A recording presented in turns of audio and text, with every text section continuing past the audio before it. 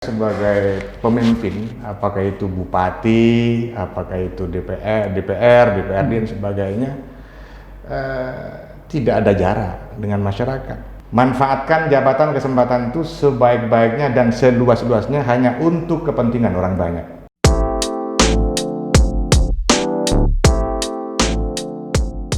Assalamualaikum warahmatullahi wabarakatuh. Kembali lagi bersama saya Franky Wirananda dalam acara Madura Talk, acaranya Jawa Pos Radar Madura. Salam Madura, Bang. Salam Madura. Salam Madura. Hari ini saya kedatangan tamu istimewa, kedatangan tamu yang luar biasa, kedatangan tamu warga asli Madura yang memiliki kiprah penting dalam pembangunan ekonomi di Madura. Beliau adalah Bapak Aliyadi Mustafa. Selamat siang Bapak Aliyadi. Selamat siang Mas Franky. Ya, beliau sekarang menjabat sebagai Ketua Komisi B DPRD Jawa Timur. Pengalaman-pengalaman di pemerintahan, di legislatif beliau sudah sangat banyak sekali. Sebelum ke Jawa Timur pernah di DPRD Sampang, Bang, ya. Pernah di DPRD Sampang, beberapa komisi juga pernah diduduki. Artinya untuk pengembangan pembangunan Madura, perekonomian Madura, beliau sudah sangat fasih dan paham, barangkali begitu. Tretan, tema kali ini adalah pengembangan Madura dari sisi sumber daya alam, Bang. Kebetulan Bapak Aliyadi di Komisi B DPRD Jatim yang bidangnya adalah perekonomian, ya. Madura ini bagi masyarakat umum bahwa Madura adalah potong surga yang ada di Jawa Timur. Potensi alamnya luar biasa dari sisi pertanian, peternakan, kelautan dan perikanan. Kemudian sumber daya alam yang lain luar biasa. Nah, ini bagaimana kira-kira komitmen Komisi B DPRD Jatim mengembangkan sumber daya alam yang ada di Madura untuk kesejahteraan masyarakat? Mungkin di... Baik, terima kasih waktu dan kesempatannya. Pertama, memang kita akui bahwa di Madura ini SDA kita luar biasa. Tetapi sayangnya belum ditopang oleh kemampuan SDM yang memadai. SDM-nya. Kalau dari sisi SDA cukup. Bagaimana kita bisa mengembangkan misalnya pada sektor pariwisata. Untuk bisa meningkatkan perekonomian masyarakat Madura khususnya. Saya rasa banyak sekali di Madura ini yang potensi wisatanya luar biasa. Tinggal bagaimana pemerintah kabupaten, pemerintah provinsi bersinergi untuk terus mengembangkan itu. SDM itu, Bang. SDA-nya itu sebenarnya banyak sekali.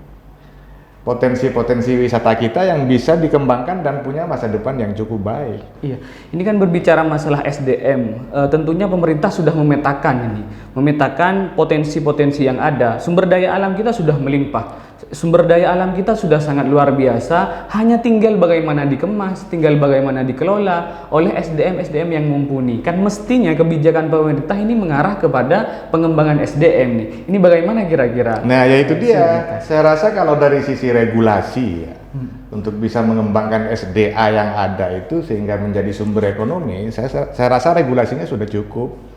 Tinggal ikhtiar dan itikat baik dari para pemangku kebijakan. Dalam hal ini misalnya di Madura ada 4 kabupaten. Kemudian bersinergi dengan pemerintah provinsi dari sisi pariwisata. Saya contohkan tadi.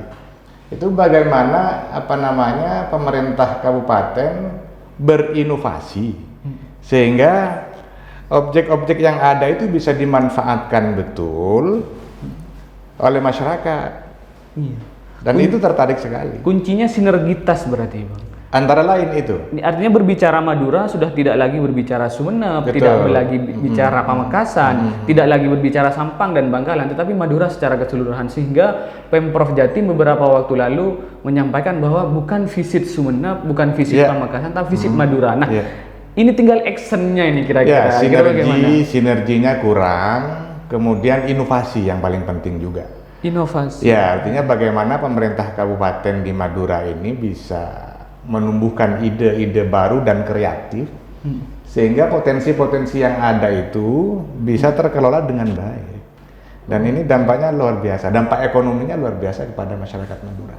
Nah, di Komisi B DPRD Jatim sendiri, ini bagaimana kira-kira mendorong agar sinergitas itu muncul, terus kemudian bagaimana pengembangan sumber daya manusianya ini lebih digodok lagi oleh pemerintah daerah? Apa kira-kira yang sudah dilakukan oleh Komisi B DPRD Jatim? Sebenarnya pemerintah Provinsi Jawa Timur sudah memberikan akses seluas-luasnya kepada pemerintah kabupaten kota untuk bisa bersinergi dan terus berkoordinasi dalam hal ini, dalam hal pariwisata, kemudian hal-hal lain misalnya.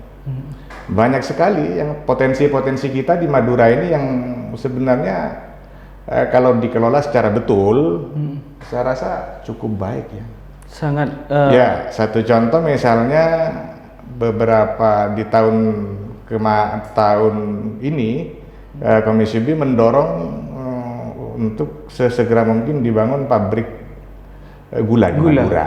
Okay. Itu kan juga bagian dari bagaimana bisa menggerakkan ekonomi Madura. Iya. Dan ini potensinya cukup bagus. Sebenarnya pemetaan potensi wilayah, pemetaan potensi alam itu sudah matang menurut saya, Bang. Tetapi action dari pemerintah daerah, action dari pemerintah secara keseluruhan ini yang dirasa belum. Kenapa? Misalnya sejak beberapa tahun lalu ini direncanakan akan pembangunan pabrik gula sebagai komoditas alternatif agar masyarakat tidak ketergantungan pada tembakau, tidak ketergantungan pada padi, jagung dan semacamnya. Tetapi pembangunan pabrik gula ini belum terrealisasi sampai sekarang. Nah, ini kira-kira apa kendalanya, Bang? Sampai eksekusi dari rencana strategis kebijakan itu belum banyak yang dilakukan oleh pemerintah. Ya, saya rasa dari 4 kabupaten ini harus mempunyai pemahaman yang sama, sehingga tidak ada ego di antara satu sama lainnya. Dari 4 kabupaten ini berkoordinasi dengan provinsi, bagaimana rencana pembangunan pabrik gula di Madura ini segera terwujud. Saya rasa bisa, itu tergantung bagaimana iktikat dan ikhtiar dari kepala-kepala daerah yang ada di Madura. Iya, Tretan, pemerintah pusat melalui Bapak Presiden Joko Widodo memberikan sebuah ruang pengembangan pembangunan yang luar biasa di Madura melalui Perpres 80 itu, Bang. Di sana kalau saya baca ini ada juga terselip pengembangan garam, pembangunan pabrik gula dan semacam. Nah, kira-kira bagaimana ini menangkap potensi ini, kepala daerah menangkap potensi ini kemudian menjadi aksi nyata? Kira-kira apa yang perlu dilakukan? Ya itu, jadi perpresnya ada, Madura juga luar biasa, bahkan menurut sementara perencanaan itu kalau tidak salah sudah hampir di angka 50-an triliun lah untuk Madura. Untuk Madura saja 50 triliun. Ya, termasuk juga persiapan infrastruktur dan sebagainya untuk bisa menopang bagaimana perekonomian Madura ini bisa bangkit. Ya itu tadi, pertama pemahaman daripada para kepala daerah yang ada di Madura ini khususnya mempunyai satu pemahaman yang sama. Bagaimana merespon perpres itu. Betul. Sehingga tidak sia-sia adanya. Presiden sudah memberikan perhatian yang serius terhadap Madura dengan menggelontorkan dana sekian besarnya. Sekian besar ya. Nah sekarang yang menjadi pertanyaan adalah kesiapan kita semua, terutama kepala-kepala daerah di Madura. Kesiapan infrastruktur atau kesiapan SDM kita? Yang paling penting menurut saya kesiapan SDM-nya. Kesiapan SDM-nya karena pemerintah pusat, pemerintah provinsi sudah memberikan fasilitas. Tinggal bagaimana pemerintah di Madura ini bisa melaksanakan itu. Oke. Ini kuncinya berarti tinggal bagaimana aksi dari 4 kepala daerah dan seluruh pemangku kebijakan yang ada di Madura. Iya. Ini dalam struktur pemerintahan, pemerintah provinsi sebagai koordinator untuk seluruh kabupaten. Nah, ini bagaimana kira-kira Komisi B DPRD Jatim mendorong pemerintah provinsi untuk meningkatkan sinergitas nih di masing-masing kabupaten yang ada di Madura? Ya, jadi sudah lama sebenarnya dan saya masuk salah satu bagian dari tim gubernur yang mengikuti roadshow ke beberapa kementerian di Jakarta kaitannya dengan Perpres 80 itu. Iya. Seringkali kami dari Komisi B khususnya DPRD Provinsi Jawa Timur menyampaikan kepada semua kepala daerah, kabupaten kota khususnya di Madura, untuk sesegera diri mempersiapkan dirinya dengan sebaik-baiknya dalam rangka merespon Perpres 80. Perpres 80 ya. Jadi memang yang paling penting adalah koordinasi itu tadi. Iya.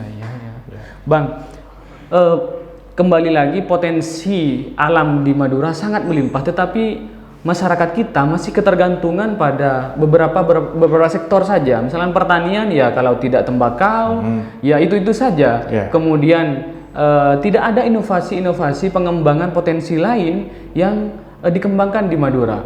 Misalkan masyarakat ketergantungan pada garam misalnya. Ketika harga anjlok seperti saat sekarang, masyarakat akhirnya mengeluh, masyarakat merugi dan semacamnya. Ini karena tidak ada alternatif lain yang menjadi pilihan oleh masyarakat. Nah, ini bagaimana kira-kira pemerintah ini menumbuhkan kesadaran masyarakat bahwa tidak hanya ini potensi yang ada di Madura gitu, Bang. Baik, nah tentu itu PR kita, pemerintah, para pemangku kebijakan, misalnya garam.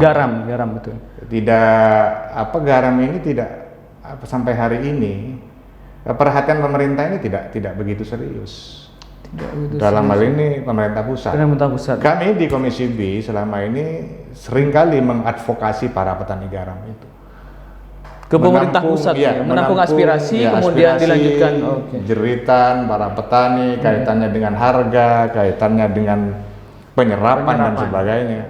Jadi hampir tiap bulan Komisi B itu didatangin oleh teman-teman petani garam. Dan kami menyuarakan itu kepada pemerintah pusat. Karena ini menjadi domainnya pusat. Jadi kaitannya dengan harga yang sampai hari ini harga garam ini sudah sangat tidak masuk akal sebenarnya. Sehingga benar apa yang tadi disampaikan, petani merasa gelisah dan bahkan meninggalkan tambaknya, sehingga percuma juga lah nimbun garam sebanyak-banyaknya tapi tidak diserap juga. Tidak diserap. Nah, dan ini sekali lagi kebijakan ini kebijakan pemerintah pusat. Kami hanya bisa menyuarakan dan memperjuangkan. Mau mendengar apa enggak itu urusannya pusat. Iya, betul. Yang banyak belum diketahui oleh masyarakat kita bahwa ada beberapa kebijakan yang tidak bisa di-handle oleh pemerintah kabupaten tapi di-handle pemerintah provinsi. Ada beberapa kebijakan yang tidak bisa di-handle oleh pemerintah provinsi yang pemerintah pusat domainnya. Misalkan seperti garam, kemudian tembakau, gula dan semacamnya. Kemudian kalau di Madura ada migas misalkan, migas ini sudah pure murni suatu kebijakan pemerintah pusat. Nah, tetapi masyarakat kecil kita ini, Bang, tidak mau tahu. Saya tidak kenal dengan anggota DPR RI misalkan. Saya tidak kenal dengan menteri misalkan. Yang saya kenal adalah Pak Bupati, yang saya kenal adalah Pak Dewan yang ada di provinsi, Pak Dewan yang ada di kabupaten. Nah, ini bagaimana kira-kira sinergitas dari bawah ke atas ini, Bang, yang perlu dilakukan sebenarnya? Iya, betul. Jadi kembali kepada bahasa saya tadi, kita ini mengadvokasi, mendampingi, menampung aspirasi dan suara masyarakat. Dan itu memang kewajiban kita untuk terus memperjuangkan itu. Terlepas daripada perjuangan itu berhasil atau tidak, tetapi kewajiban kita untuk mendengarkan aspirasi itu kita tampung dan kita perjuangkan. Diperjuangkan. Dan Komisi B sudah melakukan itu? Sudah melakukan itu dan ke depan akan terus melakukan itu. Oke, siap. Potensi yang ada di Madura tidak hanya garam, tidak hanya tembakau, tidak hanya potensi kelautan dan perikanan. Ada potensi-potensi lain, ada tambang, ada migas, ada misalkan pariwisata, ada ekonomi kreatif lainnya, ekonomi pasar, perhotelan dan semacamnya. Ini yang belum tergarap secara maksimal, Bang. Kira-kira ke depan Komisi B ini dalam rangka meningkatkan perekonomian Madura, karena bidang perekonomian, Bang, ya, bidang perekonomian, apa yang akan dilakukan, Bang, ke depan, Bang? Ya, jadi seperti yang saya sampaikan di awal tadi, sumber daya alam kita ini luar biasa. Tinggal saja bagaimana kita mempola sumber daya alam yang ada ini untuk bisa menjadi uang, kira-kira seperti itu. Nah, ini butuh keseriusan di kita semua, terutama pemerintah, DPRD dan sebagainya. Kemudian apa yang sudah kami lakukan, misalnya Komisi B DPRD Provinsi Jawa Timur ini kan memang bidangnya bidang ekonomi. Jadi sebenarnya eksekutor itu ada di tangan eksekutif, misalnya di OPD, di beberapa dinas di Provinsi Jawa Timur, Dinas Kelautan Perikanan, Dinas Pertanian, Dinas Perkebunan dan sebagainya.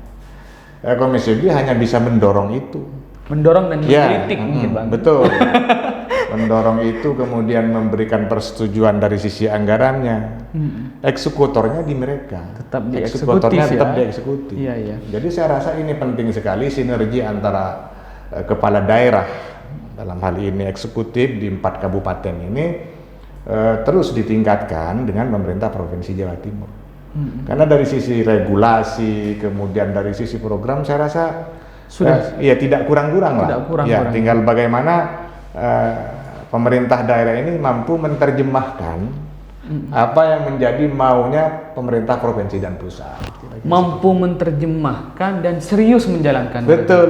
Karena kalau saya melihat ada beberapa rencana-rencana yang hanya sebatas rencana, tidak sampai tuntas misalkan Bang.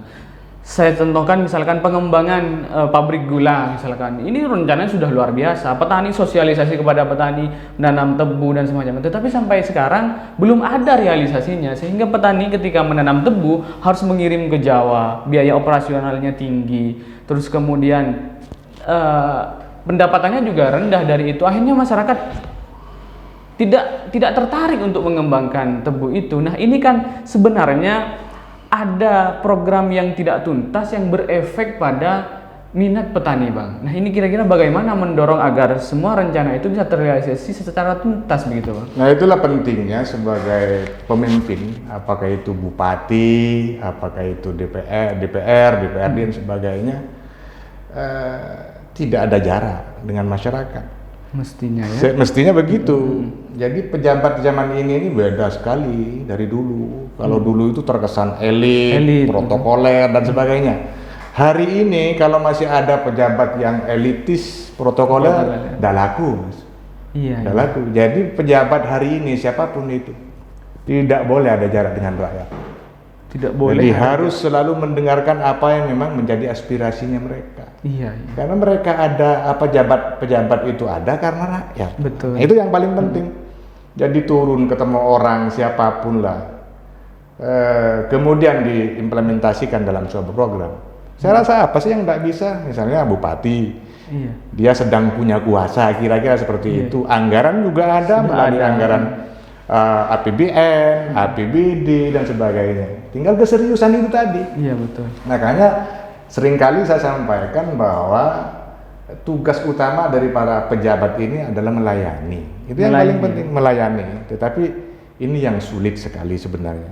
Merubah pola pikir, merubah mindset. Karena begini Bang, ketika sudah berkuasa, ketika sudah menjadi pejabat, seolah-olah dia harus dilayani. Harus dilayani. Wajib dilayani, apapun dilayani. Karena ada protokolnya. Bertemu dengan siapa sudah ada yang mengatur. Fasilitasnya sudah cukup dan semacamnya.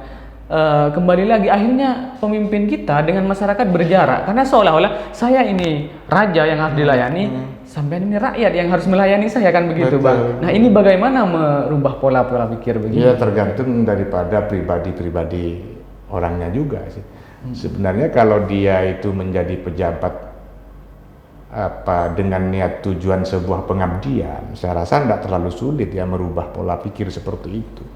Tapi kalau dia punya jabatan karena memang merasa ingin ada semacam kebanggaan, ya tidak tahu juga. Tapi apa sih yang bisa dibanggakan dari sebuah jabatan? Jadi saya teringat pada salah satu bupati di Madura yang menyampaikan bahwa jabatan itu bukan tujuan, jabatan itu adalah alat perjuangan.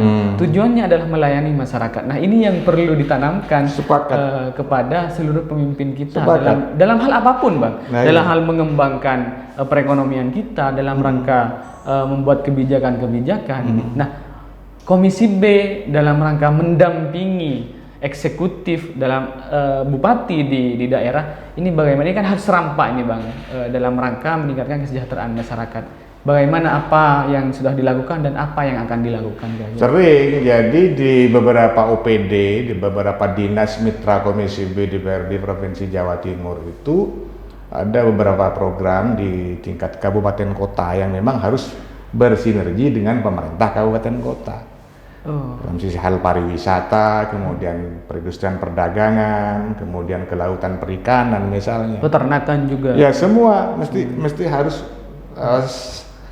ada koordinasi lah, kira-kira seperti itu. Tidak bisa jalan sendiri-sendiri. Nah, Pak, momentum itulah yang mestinya dapat dimanfaatkan oleh teman-teman pemerintah kabupaten kota untuk terus melakukan komunikasi dengan pemerintah Provinsi sebagai kepanjangan tangan Betul. pemerintah pusat kan. Ya, program provinsi itu ada, uangnya juga ada, betul. seperti itu. Tinggal action sebenarnya. Ya. Tinggal action dan keseriusan pejabat pemangku kebijakan kita dalam rangka merealisasikan program-program yang Ya ada. itu tadi Mas, jadi yang menjadi kendala di Madura ini terus terang saya sendiri asli Madura ya. Memang kendala utamanya di SDM itu. Kembali lagi kepada sumber daya manusia. Jadi kurangnya pemahaman, belum begitu bisa berinovasi dan sebagainya. Coba kita lihat di beberapa daerah misalnya yang bupati dan kepala daerahnya itu cerdas, punya inovasi, terobosan-terobosan baru. Luar biasa. Satu contoh misalnya Banyuwangi. Iya betul. Seorang bupati Pak Azwar Anas itu kreatif betul, cerdas, kemudian sekarang masyarakat tahu seperti apa Banyuwangi. Sehingga kesan angkernya Banyuwangi dulu ketika bicara Banyuwangi pasti santet lah, pasti yang hal-hal yang negatif lah begitu. Sekarang sudah pariwisata indah dan semacamnya. Nah, ini harus bisa juga dikembangkan di Madura. Madura yang misalkan terkenal dengan gersang, Madura yang terkenal dengan ya itu saja. Ini bagaimana kita diolah ke depan menjadi benar-benar menjadi surga, surga. Kembali lagi kepada komitmen dari pribadi-pribadi mereka juga sih sebenarnya. Saya rasa kalau itikat dan ikhtiar kita ini baik demi kepentingan rakyat dan masyarakat, insya Allah jalannya ada dan tidak terlalu sulit itu. Oke. Bang, berbicara pendidikan, pemerintah sebenarnya secara regulasi konstitusi kita sudah sangat serius mengembangkan pendidikan kita ke depan. Kenapa begitu? Karena di anggaran kita minimal 40% kan untuk 20% dari total APBD. Minimal 20%. Minimal 20% itu APBN. Untuk pendidikan. Pendidikan. Tetapi faktanya di daerah 20% itu bukan pure murni untuk peningkatan kualitas SDM, Bang. Tetapi ada belanja pegawai, ada dan semacamnya. Kalau dikalkulasi untuk peningkatan SDM itu masih rendah. Ini kira-kira apa karena tidak ada komitmennya dari pemerintah daerah untuk peningkatan kualitas SDM itu, atau memang karena kondisi keuangan negara yang memang tidak bisa dipaksakan, Bang? Kalau dari sektor pendidikan saya rasa sisi anggaran sudah lumayan mencukupi ya. Lumayan. Ketimbang sektor-sektor lain. APBN kita ini minimal 20% sudah di pendidikan. Iya, betul. Artinya sudah dianak emaskan pendidikan ini. Tetapi kenapa faktanya sampai hari ini kadang-kadang IPM kita masih rendah. Dan sebagainya. Ya ada beberapa faktor itu tadi. Pertama ya faktor SDM yang mengelola. Bagaimanapun banyaknya uang, tetapi manajernya tidak punya kemampuan untuk mengelola itu. Ya percuma juga. Nah makanya inilah pentingnya setiap pemangku kebijakan, terutama misalnya kepala daerah, harus mempunyai terobosan-terobosan baru. Toh itu juga didampingi oleh beberapa staf, beberapa SKPD yang memang punya kemampuan di situ. Iya betul. Bang, Madura ini terkenal dengan pulau sejuta santri katanya. Jadi banyak sekali pesantren-pesantren yang ada di Pulau Madura di 4 kabupaten ini. Pemerintah provinsi melihat potensi itu dengan ada kebijakan OPOP namanya, OPOP Bang ya, One Pesantren One Product. Nah, ini belum diijawantahkan secara tuntas oleh pemerintah daerah yang ada di kabupaten, Bang. Terbukti belum ada misalkan peningkatan sumber daya manusia yang betul-betul didorong oleh daerah di pesantren-pesantren ini misalkan, Bang. Ini bagaimana kira-kira mengawal ini ke depan? Ya, ini kan potensi untuk mengembangkan sumber daya manusia itu bisa dari situ gitu, Bang. Betul, kadang-kadang pemerintah daerah bingung. Padahal selain ada program pemerintah provinsi yang namanya OPOP itu jauh-jauh hari sebelum itu sudah lahir undang-undang pesantren. Ya, undang-undang Dan pesantren. itu sudah menjadi undang-undang secara nasional. Hadiahnya PKB juga. Betul. Salah satu yang menjadi inisiator lahirnya undang-undang pesantren itu memang Partai Kebangkitan Bangsa. Tinggal bagaimana daerah menerjemahkan itu. Toh semua fasilitasnya sudah ada dari pemerintah pusat. Artinya lahirnya undang-undang itu otomatis pemerintah juga menyiapkan uangnya. Kira-kira Iya. Artinya tidak hanya sekedar regulasi, tetapi kesiapan anggaran itu harus sudah dipenuhi juga begitu, Bang. Nah ini, jadi menurut saya pondok pesantren ini yang sudah luar biasa diberi fasilitas berupa undang-undang. Tinggal bagaimana keseriusan pondok pesantren ini mengelola, memanage secara baik. Lagi-lagi sinergitas antara pesantren dengan pemerintah daerah. Betul, dan itu pemerintah juga harus hadir, tidak bisa. Artinya hanya semata-mata dibiarkan kepada pihak pondok pesantren. Pemerintah harus hadir, memberikan pembinaan, pendampingan, arahan-arahan dan sebagainya. Sehingga lahirnya undang-undang pesantren ini benar-benar dirasakan oleh masyarakat pesantren dan para santri. Itu untuk peningkatan SDM santri juga, Bang? Macam-macam di situ. Jadi luas sekali pengertian daripada undang-undang pesantren itu. Termasuk memfasilitasi fasilitas infrastruktur pesantren juga sama. Jadi tidak ada bedanya lagi antara mana yang negeri, mana yang tidak. Semua sudah menjadi anaknya pemerintah, kan seperti itu. Kalau berbicara SDM lagi, Bang, kita sudah bukan rahasia umum lagi lah bahwa santri kita hebat-hebat, santri kita luar biasa. Banyak santri lulusan pesantren di Madura ini menjadi orang-orang penting baik di nasional dan internasional. Nah, hanya bagaimana pengembangan, keseriusan pemerintah mengembangkan potensi yang sudah ada ini untuk menjadi kekayaan kita, untuk menopang bagaimana pembangunan Madura kemajuannya ke depan lebih baik gitu, Bang, kira-kira, Bang. Ya, itu kadang-kadang orang yang punya kemampuan, misalnya dari kalangan santri, punya kemampuan tetapi tidak diberi kesempatan. Itu masalahnya. Mestinya diajaklah untuk ikut berkiprah dan sebagainya, diberi kesempatan lah. Lagi-lagi keseriusan pemerintah. Betul. Bang. Atau memang pemerintah ini tidak melihat itu gitu, Bang? Mesti tahu. Mestinya mesti tahu. Ya itu tadi, keseriusan dan niat baik. Oke. Berarti kunci persoalannya di keseriusan. Keseriusan, niat baik, dan jangan mentang-mentang karena sedang berkuasa ingin selalu dilayani, tapi melayani. Karena esensi jabatan itu adalah melayani dan berkontribusi baik kepada orang banyak.